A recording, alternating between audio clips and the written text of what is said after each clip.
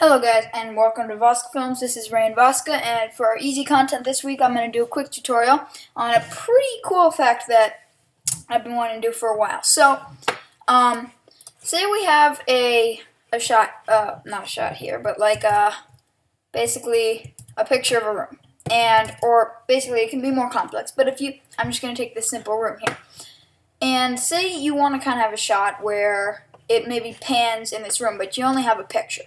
So we go into After Effects with our picture here. So say you wanted to maybe do it like a zoom in.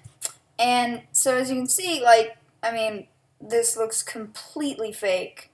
And you can try to do this with some warping, but it just looks completely fake. So I've always been wondering if there's some sort of way you could make this look more realistic, and I came across this amazing tutorial that is like something that not many people know about, and it's very helpful. So if you have After Effects, I'm assuming you have, Premiere, Media Coder, Illustrator, all that stuff, but you don't need to, but you basically need, if you have Photoshop, that's basically what you're going to need for this. So, you're going to go into Photoshop. I'm not very familiar with Photoshop, so I don't do too much, so for those of you that don't know, you go to File, Open a picture to put it in, and so then what we're going to try to find is Filter Vanishing Point.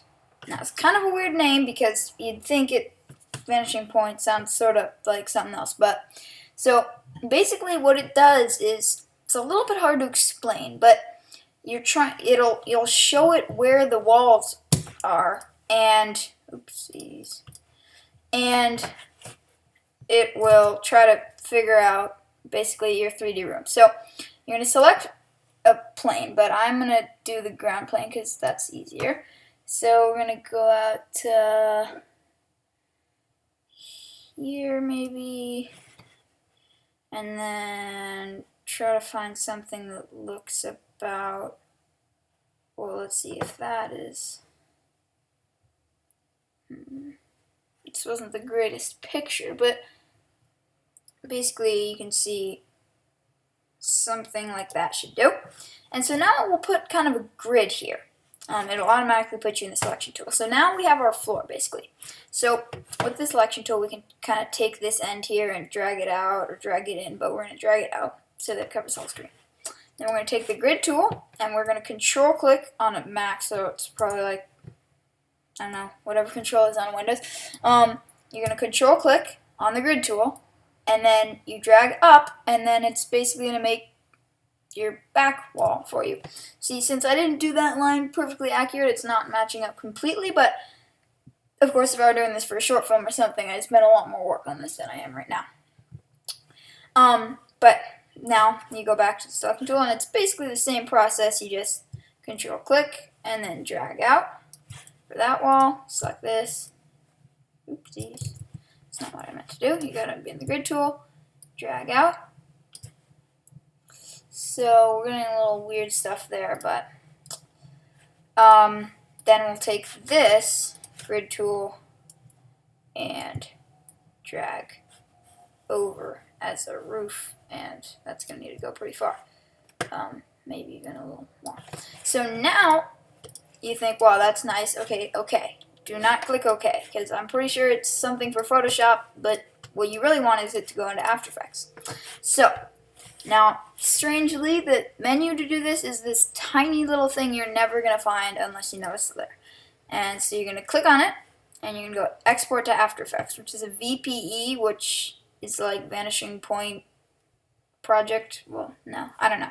Basically, I'll call this tutorial. Okay. Save, and I'm going to pop back into After Effects, and now you'd think, okay, you're going to go import, and then you're going to search tutorial. I have probably a lot of things named tutorial, but oof, that was not a good idea to name it that. Okay, basically the idea is that won't work. You have to go right click, import vanishing point. Now let's try finding this tutorial. Okay, Sorry, I was having a little trouble finding it. Oh, well, now I see it. Wow, okay. So basically, that's strange. Okay, so you can click on it, click open. Now it's going to give you these kind of strange, like, pictures that it's basically the data somehow for, so you basically don't want to mess with anything in this, but it's basically going to have, oh my god, this comp that if you double click on it, it's going to be weird. If you have a low res picture, kind of like I do, it's going to look a little wonky. And see, you're going to definitely want to like spend a ton more time than I did and actually make these lines right, because it's all messing up because I didn't do the lines right. Basically, we have our parent here, which basically controls everything. But the first thing you'll notice, if I just go in the rotation here, usually it's a little offset there, but if we take the camera basically, and now we want to do a little zoom in, it looks like actually 3D.